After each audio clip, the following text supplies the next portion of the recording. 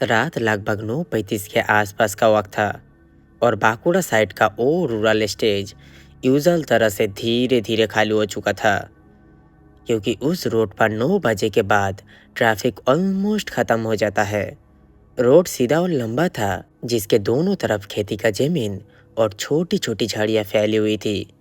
बीच बीच में 3 street lights थे, जिनमें से 2 बिल्कुल काम नहीं करते और तीसरा कभी कभी बिना वार्निंग के फ्लिकर करता था।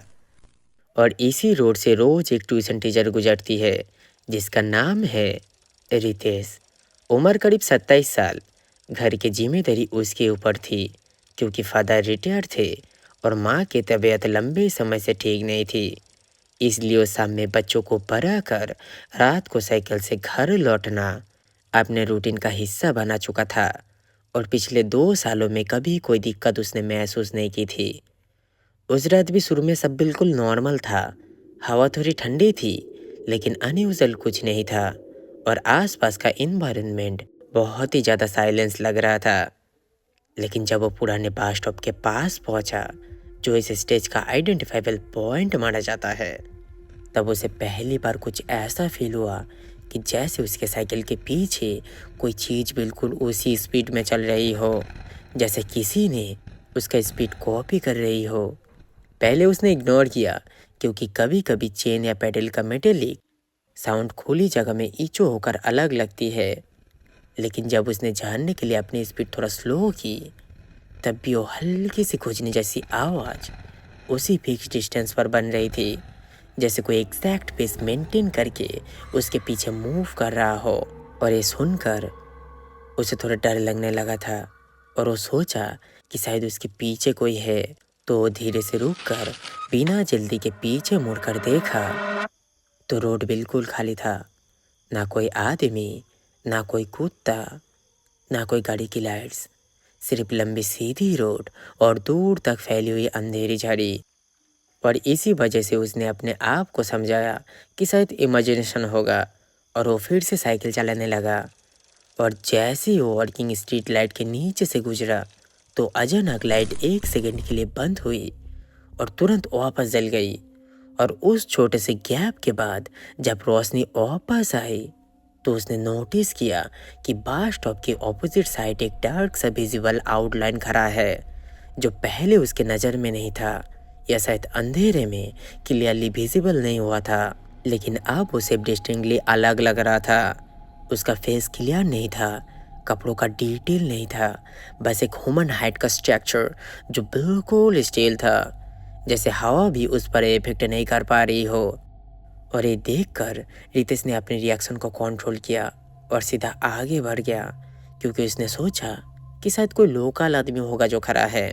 और फिर लगभग 4 से 5 मिनट तक कंटिन्यूअस पैडल करने के बाद जब उसने आसपास देखा, तो वो फिर से वही बस स्टॉप के पास था, जहाँ से वो अभी गुजरा था।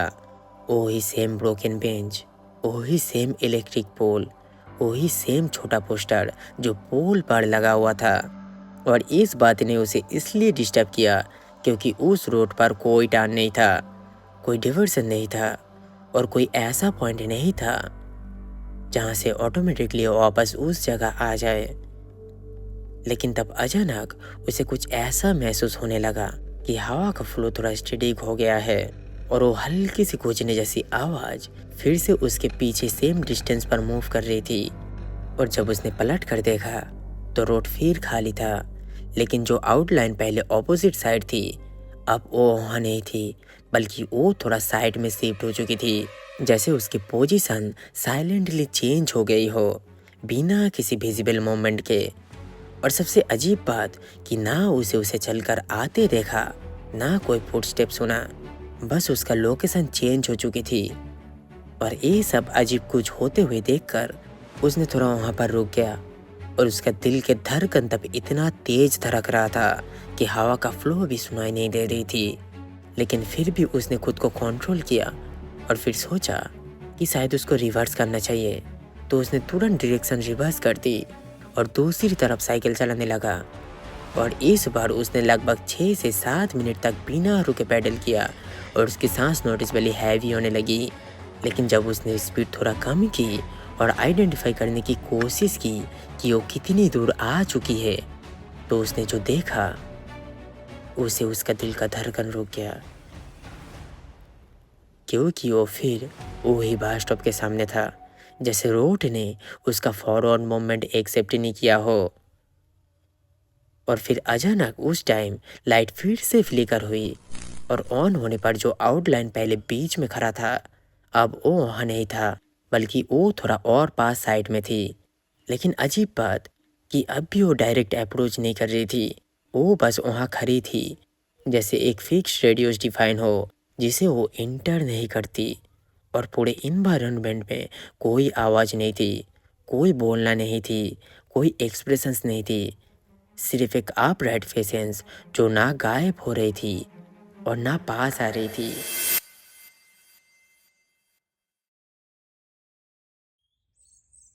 सुबह लगभग 4 बजे एक दूध सप्लाई करने वाला आदमी उसे बेंच पर बैठा हुआ देखा, जहां वो पहले खड़ा था। साइकिल साइड में पड़ी थी, आंखें खुली थी, लेकिन वो रिस्पॉन्ड नहीं कर रहा था। और बाद में अस्पताल में उसने सिर्फ इतना कहा कि जितना भी आगे जाओ रास्ता वो ही लौट देता है, और वो चीज़ कभी पास नहीं आती, लेकिन कभी गायब भी नहीं होती, जैसे उसका काम सिर्फ डिस्टेंस मेंटेन करना हो। इस इंसिडेंट का कोई ऑफिशियल रिकॉर्ड नहीं है और पुलिस कंप्लेंट भी रजिस्टर नहीं हुई, लेकिन उस रोड पर रात के बाद लोग कम ही जाते हैं। और जो गया है उसने भी सिमिलर पॉइंट मेंशन किया है कि पहले कंप्लीट साइलेंस होता है, जिसमें हवा भी थोड़ा स्टेडी होने लगती है, और फिर हल्की सी पीछे से आवाज़, और फिर स्ट्रीट लाइट फ्लिकर, और फिर धीरे धीरे डायरेक्शन का सेंस डिस्टर्ब हो जाती है, जैसे रोड का एक्चुअल लेंथ टेम्पोररी चेंज हो गई हो। और लोकल लोगों ने ये भी बताया कि किसी ने उस शेप को बोलते नहीं सुना, किसी ने दौड़ते नहीं देखा। वो बस डिस्टेंस मेंटेन करती है और इंश्योर करती है कि रास्ता ख़त्म होने का फीलिंग कभी कॉन्फर्म ना हो। और सबसे डिस्टर्बिंग बात ये थी कि वहाँ कभी चेस नहीं होता, कभी अटैक नहीं होता, बस एक कॉन्स्टेंट प्रेशर होती है जो तुम्हें आगे बढ़ने तो देती है, लेकिन कभी पहुँचने नहीं देती।